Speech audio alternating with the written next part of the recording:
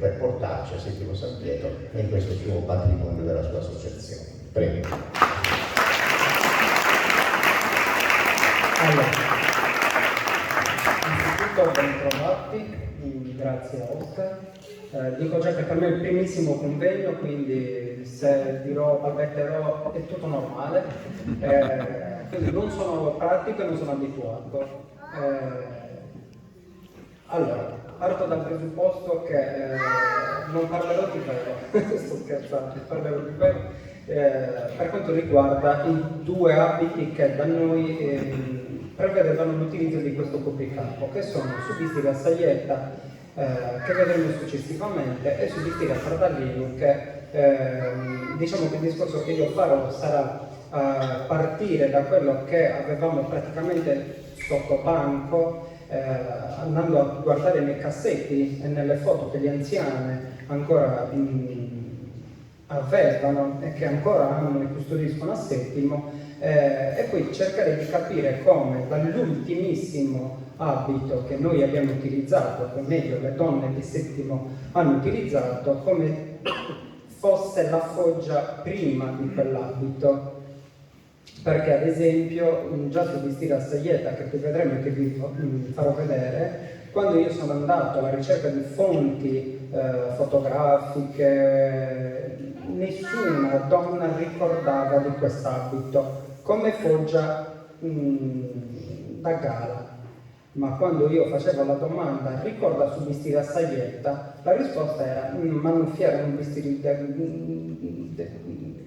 de cosa buona, viera de vago conto, perché effettivamente con l'evoluzione che gli abiti hanno utilizzato, quella che per anticamente era una gonna buona, da noi che fino agli anni 50 alcune donne indossavano ancora quest'abito, veniva utilizzata come sottogonna, quindi ecco il valore che veniva dato a quella gonna, era una gonna di poco conto perché effettivamente era una sottogonna. Ma mi autodenuncio subito, questo partendo e ricollegandomi proprio al velo. Questa è l'immagine di me di mia moglie Marta che qui vedremo, dove noi per tanti anni abbiamo fatto parte di un gruppo folk e chiaramente il velo che indossa mia moglie era quel velo là che vi ha fatto vedere Oscar. Noi utilizzavamo questo. Chiaramente questi siamo noi in una cavalcata sarda di diversi anni fa, e io che ho sempre avuto questa passione ho sempre guardato queste foto d'epoca, le foto antiche, mi faceva strano come effettivamente io fossi vestito diverso rispetto a quelle che erano le foto originali. E quasi 20 anni fa forse andai a casa di Ignazio, che Facebook poi ha fatto sì che ci conoscessimo, con lui si è parlato tanto, fu il primo forse a dirmi di da che cosa sei vestito, cerca di cambiare. E quindi da lì abbiamo iniziato non solo con Ignazio ma poi con lo stesso Matteo e Cristina che vedo lì presenti, che col Fedor Apuzzo noi maschietti almeno tutti abbiamo come punto di riferimento loro. Ecco che appunto che poi il salotto, tutti tra di noi ci conosciamo perché abbiamo frequentato il salotto di Ignazio, quindi se quel salotto potesse parlare, niente che non parlerebbe. Ecco che quindi io ho scritto l'onestà culturale perché effettivamente io non rinnego il fatto di aver vestito in quella maniera, perché effettivamente quando tu appartieni a una realtà folcloristica sposi quello che è la loro onestà, tra virgolette, nel senso che quello era il modo di vestire e io ero anche convinto di essere vestito bene. Poi chiaramente quando fai un discorso più serio con delle persone sicuramente più competenti, allora ti rendi conto di quello che effettivamente va cambiato. Quindi almeno nel vero l'abbiamo modificato. Allora, quello che io praticamente vi ho detto all'inizio è esattamente questo, il fatto di fare una ricerca sul campo, andando e bussando dalle persone di cui io avevo comunque delle foto, andare a bussare e chiedere se comunque potevano farci vedere qualche pezzo. E devo dire che le persone, nonostante all'inizio la gelosia, chiaramente che credo appartenga un po' a tutti i paesi, da questi paio di mesi che comunque ho fondato l'associazione, devo dire che le persone mi stanno comunque aprendo le loro porte, i loro cassetti. Questi sono tutti i capi originali e questo è una carrellata di foto che mostrano quella che vi ho detto all'inizio, essere soprattutto questa centrale. Ok, questa centrale che voi vedete è l'ultima variante del nostro abito utilizzato a Settimo, che indossa Marta.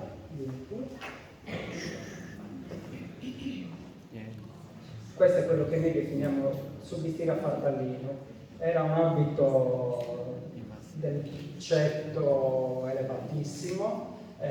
Parlo di evoluzione perché mentre tutte le altre foto, se voi le guardate, la gonna era di velluto, questa invece,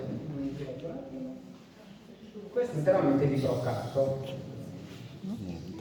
È una gonna interamente plissettata perché essendo una moda dei primi del Novecento, chiaramente i grandi volumi che caratterizzavano l'Ottocento già all'inizio del Novecento iniziano a ridursi, quindi le gonne vengono plissettate. La presenza chiaramente dei gioielli, il velo è inamidato, è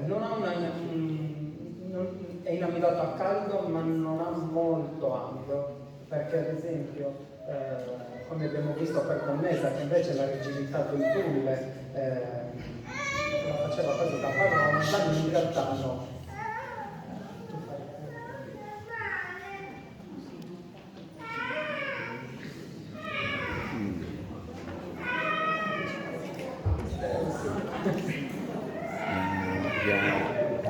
È un abito che pesa parecchio. La cosa che più mi sta a cuore nel dire è che comunque quando a Settimo vedevano quest'abito, e tuttora ancora certe famiglie lo dicono questo vestire sposa. In realtà veniva sicuramente utilizzato anche in occasione del matrimonio, ma in queste immagini che io ho portato sono tutte immagini di matrimoni dove la sposa, ad esempio qua in questa dove sono tutte donne, la sposa è l'unica che non indossa quest'abito. Tutte le invitate sì, la sposa invece vestiva già la moda borghese.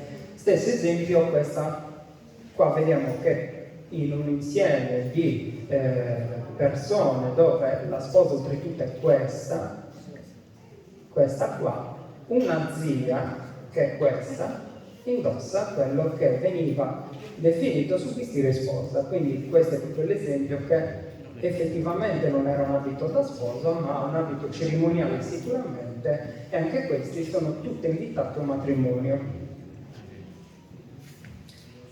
Sempre stesso discorso che questo non era un abito di matrimonio è il fatto che queste foto appartengono a Sagandelora. Queste sono tutte madrine, dove la madrina, la principale, la madrina, indossa quest'abito. Questione di velo può essere, perché effettivamente con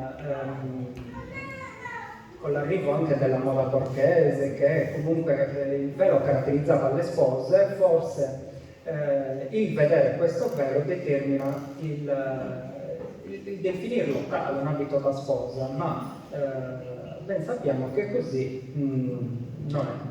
Vi ho parlato di evoluzione. Questa è l'ultima variante che noi abbiamo conosciuto. La domanda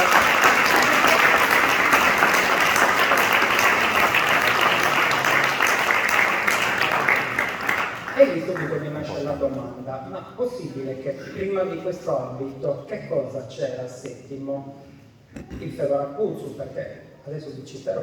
Il Fedoracuzzu chiaramente porta in processione svariate volte sui vestiti a saietta Ignazio, quante volte ne avrà parlato. non l'hanno indossato, ma speriamo che lo possa fare in futuro. La stessa ricostruzione che ha fatto Persin qualche anno fa, e allora dico che poi era questa la ricostruzione, se non sbaglio, che aveva fatto Persin. E allora dico, se queste dame, ad esempio da Sinai, Quartus e Ragius, possibile che Settimo non ci fosse? E la risposta effettivamente era il fatto che, essendo Settimo un paese che per più anni ha utilizzato l'abito, ha avuto questa evoluzione in cui una gonna come quella da Saietta, vieni Marci,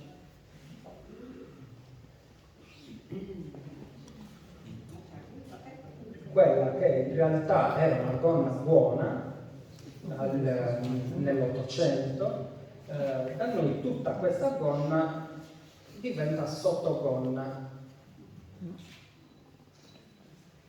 Stesso discorso, mi sono imbattuto nel capire se effettivamente fosse presente a Settimo, e in atti di archivio del 1811 viene riportata, un po' come quello che dicevi tu all'inizio, saglia, una gonnella di saglia di panno di orpace, balsa o gialla o azzurra, la troviamo anche in verde. Questo è il classico esempio di una signora che gli ho chiesto se conoscesse quest'abito e lei mi ha detto sì, dedumperammo, e mi ha fatto vedere la sua foto. Questa era lei con su vestito a saglietta, che chiaramente si capisce che non aveva quel valore che invece poi aveva effettivamente. Evoluzione anche della saglietta, perché da noi si trasforma, la balsa gialla quasi sparisce e diventa un unico nastro di seta azzurra con un pizzo a ventaglio che marca a sotto, che non si vedeva. Qua parlo ovviamente di evoluzioni, perché anche lo stesso grembiule con il rettangolo di velluto si accorcia sempre di più. Qua è un po' più grande, poi va a restringersi fino a scomparire completamente, e la stessa gonna diventa tutta di brocato, come abbiamo visto all'inizio. Entrambe le varianti prevedono l'utilizzo del velo. Sappiamo, ma di fatto ne abbiamo ritrovato solo uno, che di veli anticamente potevano esserci di mussola. L'unico che io sono riuscita a trovare a casa di una signora aveva dei buchi enormi, era praticamente distrutto e non mi ha permesso neanche di fotografarlo, oltretutto, perché era stato tagliato con altri parenti, i parenti non sanno che lei ancora aveva quel velo e quindi non me l'ha fatto vedere, però non ho potuto fotografarlo. Anche in questo caso il velo è andato, volutamente piegato, diversamente forse da Oscar, non sappiamo se a Settimo fosse legato per una questione di matrimonio, perché magari fosse una donna sposata. Noi la utilizziamo un po' avvezzo.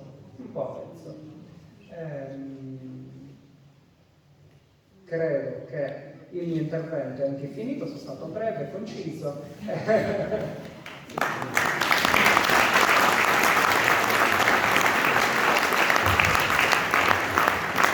Credo conciso e esaustivo, anche perché insomma ci hai raccontato bene, insomma, anche il lavoro personale che tu stesso hai svolto, e quindi ammiriamo ancora, ecco, questa è una ulteriore opportunità per vedere